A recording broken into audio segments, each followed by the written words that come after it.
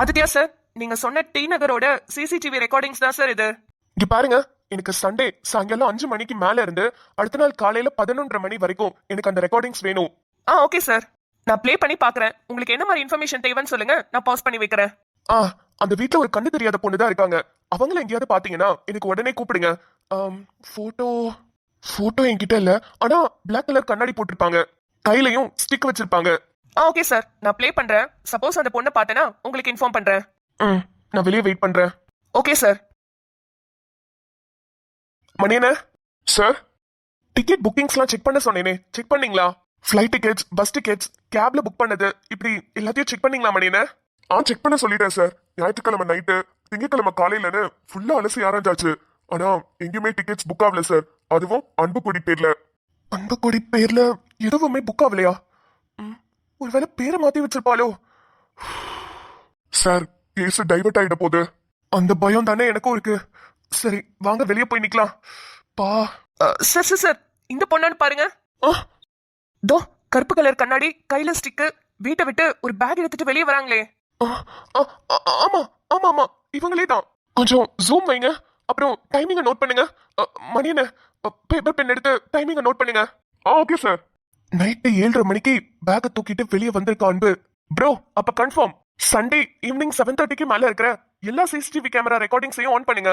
பக்கத்து ஏரியால இருக்கும்ல, அது எல்லாத்தையும் ஆன் பண்ணுங்க. Okay sir.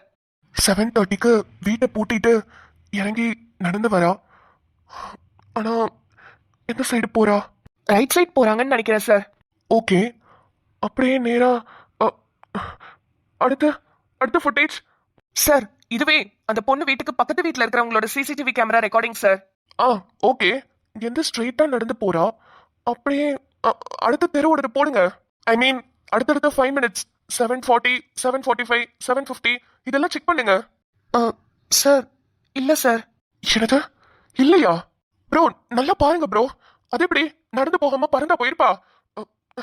பக்கத்து தெருவை கிராஸ் பண்ணி தானே போகணும். சார், குறுக்கு தெருவுல கூட நடந்து போயிருக்கலாம்ல. நம்மளுக்கு தெரியாது, பழக்கப்பட்ட ஏரியா இல்ல.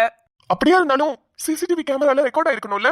குறுக்கு தெருவுல எப்படி சார் கேமரா இருக்கும்? மெயின்ல தானே வச்சிருப்பாங்க. ஐயோ, இப்ப எங்க போயிருப்பா? வீட்டை போட்டிட்டு இறங்கி நடந்து வந்தவள அதுக்கப்புறம் ஆளையே காணோம். சரி, 7:30க்கு வீட்டை விட்டு வெளியே வந்தானா வண்டியில பஸ் ஸ்டாப்க்கு போனாலே எப்படியும் 10 to 15 மினிட்ஸ் ஆகும். ஆனா அன்புக்குடிக்கு வண்டி சரி ஓகே, 10 to 15 மினிட்ஸ்க்கு மேல பஸ் ஸ்டாப்போட சிசிடிவி கேமரா ரெக்கார்டிங்ஸை ஆன் பண்ணுங்க. ஓகே சார், 7:45 ஓட தான் ஆன் பண்ணிருக்கேன். பஸ் ஸ்டாப்ல இவ்வளவு கூட்டமா இருக்கே, இதுல எங்க போய் நான் அன்புக்குடியை தேடுவேன்? சரி, நல்லா ஜூம் பண்ணுங்க பாப்போம். Okay sir. சாருக்கு கல்யாணத்துக்கு அப்புறம் என்னைக்குமே இல்லாம இன்னைக்குதான் ஒரு விஷயம் தோணி இருக்கு. என்ன வெளியே கூட்டிட்டு போகணும்னு, அதுலயும் சாரில ரெடி ஆகி இருக்க சொன்னாரு. அதுக்குதான் யோசிச்சுக்கிட்டே இருக்கேன். இந்த சாரி கட்டலாமா இல்ல அன்னைக்கு ஒரு சாரி எடுத்தோமே அத போட்டு பாப்போம். அது நல்லா இருந்துச்சுன்னா அதையே கட்டிக்கலாம். எங்க வச்ச தோ இருக்கு. இத கட்டி பாப்போம். சிலையில வீடு கட்டவா சேர்ந்து வசிக்க. இது ஓகேவா இருக்குமா? இதுவும் நல்லாதான் இருக்கு, அதுவும் நல்லாதான் இருக்கு. என்ன பண்ணலாம்? ஐயோ, ஒரே குழப்பமா இருக்கு. இந்த சாரி ஓகேவா ஃபர்ஸ்ட்? ஏன்னா ஈவினிங் வெளியே கூட்டிட்டு போறேன், அதுவும் கல்யாணத்துக்கு அப்புறம் ஃபர்ஸ்ட் டைம் வெளியே போறோம்னா கோவிலுக்கா கூட்டிட்டு போறா. நல்ல ஒரு பார்ட்டி பண்ற மாதிரி, இல்ல ஒரு கேண்டில் லைட் டின்னர் அப்படிதானே ரொமான்டிக்கா கூட்டிட்டு போவான். அதுக்கு இதுதான் நல்லா இருக்கும். ஈவினிங் 6 மணி ஆயிடுச்சு, இன்னும் வரலையே அவன். ஃபோன் பண்ணி பார்க்கலாமா? ஆனா ஃபோன் பண்ணா அவனுக்காக தான் நான் வெயிட் பண்றேன்னு அவனுக்கு தெரிஞ்சிருமே. அவனுக்காக தான் நான் வெயிட் பண்றேன்னு அவனுக்கு தெரியவும் கூடாது, அதே சமயம் அவன் என்ன வெளியவும் கூட்டிட்டு போகணும். அப்ப நான் போனே பண்ணக்கூடாது. வரட்டும். சார், ரொம்ப நேரம் ஆயிடுச்சு. ஏன்னா நீங்க வீட்டுக்கு எதுவும் போகணுமா? இல்ல சார், நான் வீட்டுக்கு போறது என்ன சார், நான் 12 மணிக்கு போனா கூட என் பொண்டாட்டி ஒன்னும் சொல்ல மாட்டா. அவளுக்கு தான் என் வேலை பழகிருச்சு. ஆனா உங்களுக்கு தான் பாப்பா பாவம் சார். கல்யாணம் ஆகி 3 நாள் தான் ஆகுது. நீங்க பாப்பா கூட இருக்கணும்ல. ஐயோ அண்ணே, அவ மட்டும் நான் என்ன போலீஸ்னு தெரியாம கல்யாணம் பண்ணிக்கிட்டா? எல்லாம் தெரியும்ண்ணே. சார், தெரியறதுக்கு நீங்க என்ன 10 வருஷமா குடும்பம் நடத்துனீங்க, 3 நாள் தானே சார். பாவம் சார், ரொம்ப ஏக்கமா இருக்க போகுது. அண்ணே, எனக்கு இப்ப எல்லாத்த விட அன்புக்குடிய கண்டுபிடிக்கணும்னு, அதான் இப்ப பெரிய விஷயமா இருக்கு எனக்கு. கமிஷனர் கொடுத்த 2 நாள்ல 1 நாள் முடிஞ்சிருச்சுண்ணே. இன்னும் 1 நாள்ல எப்படிண்ணே நான் கண்டுபிடிப்பேன்? சார், பாத்துக்கலாம் சார். 2 நாள் கூட இன்னும் டைம் கேட்போம். அதுக்குன்னு குடும்பத்தை விட்டுட்டு எப்படி சார்? இல்லண்ணே, என்னோட சர்வீஸ்லயே நான் கண்டுபிடிச்ச இத்தனை கேஸ்ல நான் என்னைக்குமே டைம் கேட்டதே இல்ல. டைம் கேக்குறதே என் வேலைக்கு நான் உண்மையா இல்லையோன்னு எனக்கு ஒரு மாதிரி இருக்கும்ண்ணே. வேண்டாம் சார். அண்ணா ஒரு மாதிரி தலை பாரமா இருக்குண்ணே. ஒரு டீ குடிச்சிட்டு வரலாம் வாங்க. சரிங்க சார்.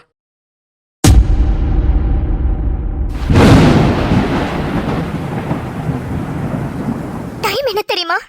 நைட் 9 மணி. ஒரு ஃபோன் இல்ல, மெசேஜ் இல்ல. அவன் கூட நான் பேச மாட்டேன். ஆனா அப்பவும் ஃபோன் அடிச்சு பார்த்தேன், அப்பயும் எடுக்கல. நான் கேட்டேனா? நான் அவன் கிட்ட கேட்டேனா? கல்யாணம் ஆகி 3 நாள் ஆகுது, என்ன எங்கேயுமே வெளியே கூட்டிட்டு போகல. ஆசையா 2 வார்த்தை கூட நீ பேசலன்னு நான் கேட்டேனா?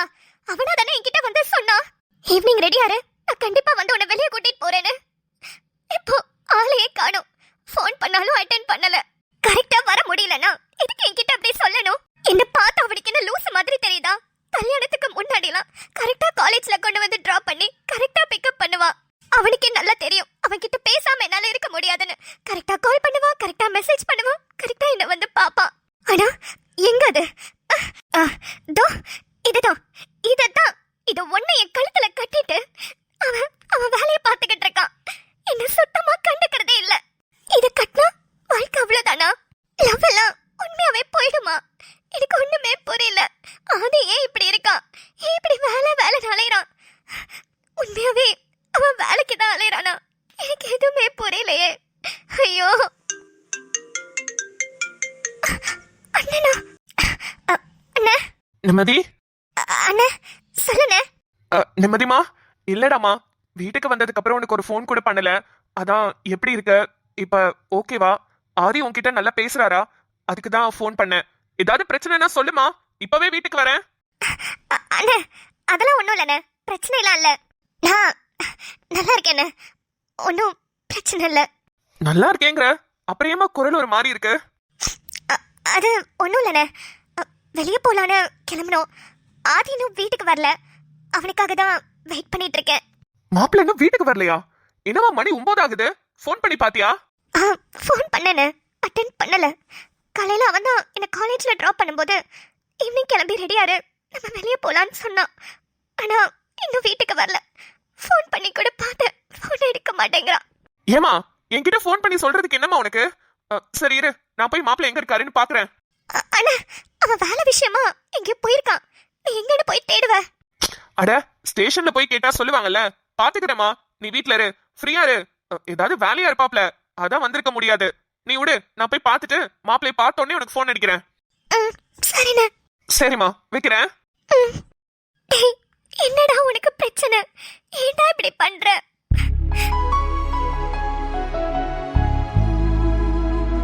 சார். அண்ணே குடிங்க சார். என்ன யோசிச்சுட்டே இருக்கீங்க? ரொம்ப கடுப்பா இருக்குண்ணே. எப்படி எல்லாம் பிளான் பண்ணி அழகா எக்ஸிக்யூட் பண்ணிருக்கா. அவங்க எதுக்கு அவளை தேடுறாங்கன்னு எனக்கு தெரியல. ஆனா அன்பு கூட இப்படி பிளான் பண்ணான்னு யோசிக்கும் போதுதான் ரொம்ப ஆச்சரியமா இருக்கு. நான் தானே தப்பு பண்ணிட்டேன். கமிஷனர் அந்த ஃபைலை கொடுத்து 1 வாரம் ஆச்சு. அதை ஓபன் கூட பண்ணி நான் பார்க்கல. ஆனா அந்த 1 வாரமும் அன்பு என் பக்கத்துல தான் இருந்திருக்கா. அதை நினைக்கும் போதெல்லாம் கடுப்பா இருக்குன்னு. சார் என்னமோ விதின்னு ஒண்ணு இருக்குல்ல சார். என்ன வேணா இருந்துட்டு போட்டோன்னு நானும் கொஞ்சம் அசால்ட்டா இருந்துட்டேன் என் கல்யாண விஷயத்துல. ஷோ டேய் யோர் மச்சான். ஆதி, எனக்கு தெரியும், நான் கெஸ் பண்ணேன் நீங்க இங்கதான் இருப்பீங்கன்னு. அது சும்மாதான், வேலை விஷயமா டென்ஷனா இருந்துச்சா, அதான் டீ குடிக்கலான்னு வந்தேன் ப்ரோ. என்ன இந்த நேரத்துல எங்க சொல்லுங்க ப்ரோ. ஓ, இந்த நேரம்ன்றது கூட உங்களுக்கு ஞாபகம் இருக்கா ஆதி? இல்ல புரியல, என்னாச்சு? நேத்து என் தங்கச்சி என்ன ரொம்ப பேசி அனுப்பிட்டா. ஃபோன் பண்ணுவான்னு பார்த்தேன், ஃபோனே பண்ணல. அதான் அவளுக்கு நானே ஃபோன் பண்ணி கேட்டேன். எங்கேயோ வெளியே கூட்டிட்டு போறேன்னு சொன்னீங்களாமே. அவ கிளம்பி உட்கார்ந்துருக்கா. நீங்க வெளியே கூட்டிட்டு போலன்னு ரொம்ப அழுதுட்டே பேசினா. ஐயோ கடவுளே, மறந்துட்டேனே. என்னாதி, என்னாச்சு? ஐயோ இல்ல ப்ரோ, ஒரு முக்கியமான வேலை. அந்த டென்ஷன்ல அவளை வெளியே கூட்டிட்டு போறேன்னு சொன்னதே மறந்துட்டேன். அவளுக்கு ஈவினிங் கால் பண்ணேன். நான் கால் பண்ணா அவ அட்டென்ட் பண்ண மாட்டா. அதான் அந்த சண்டேல. அதுக்கப்புறம் அப்பா கிட்ட ஃபோன் பண்ணி கேட்டேன். அவ வீட்டுக்கு வந்துட்டா, நான் தான் போய் கூட்டிட்டு வந்தேன்னு சொன்னாரு. சரி, அவ சேஃபா வீட்டுக்கு வந்துட்டாளேன்னு சொல்லிட்டு நான் வேலையை பார்க்க ஆரம்பிச்சிட்டேன். இந்த ஈவினிங் வெளியே போறேன்னு சொன்ன விஷயத்தையே மறந்துட்டேன் ப்ரோ. ஆதி, என் தங்கச்சிங்கிறதுக்காக சொல்லல. பொதுவாவே கல்யாணம் ஆயிடுச்சுன்னா ஃபேமிலியும் முக்கியம், வேலையும் முக்கியம். உங்களுக்கு தெரியாதது ஒன்றும் இல்லை, இருந்தாலும் சொல்றேன். ஐயோ இல்ல, அது ஒரு டென்ஷன்ல. ஆமா, உங்க போன் எங்க? போனு? ஆமா, என் போன் இங்க. போன் இங்க தானே. அதையும் அங்கே வச்சுட்டு வந்துட்டேனா? இல்ல ப்ரோ, சிசிடிவி ரெக்கார்டிங்ஸ்க்கு பார்த்துட்டு இருந்தேன். அந்த ரூம்லயே ஃபோனையும் வச்சுட்டு வந்துட்டேன்னு நினைக்கிறேன். ஏன்? இல்ல நிம்மதி ரொம்ப நேரமா உங்களுக்கு ஃபோன் அடிச்சாலாம், நீங்க எடுக்கலையா? ரொம்ப பதட்டமா என்கிட்ட சொன்னா. அதான் நீ வெயிட் பண்ணு, நான் போய் பார்த்துட்டு வரேன்னு சொல்லிட்டு தான் வந்தேன். ச்சே! எல்லாம் அந்த கேஸால வந்தது. என்ன போட்டு உயிரை வாங்கிட்டு இருக்கு. ஆதி, என்னாச்சு? ஏன் இப்படி கோவப்படுறீங்க? ஐயோ ப்ரோ, உங்களுக்கு தெரியாது, இந்த கேஸ் என்ன போட்டு சாவடிக்குது. இந்த அன்பு கொடின்ற பொண்ணை மட்டும் தேடி கண்டுபிடிச்சு எப்படியாவது கமிஷனர் கிட்ட ஒப்படைச்சிட்டேனா அப்பா, அப்பதான் எனக்கு உயிர் வரும். அன்பு கொடியா?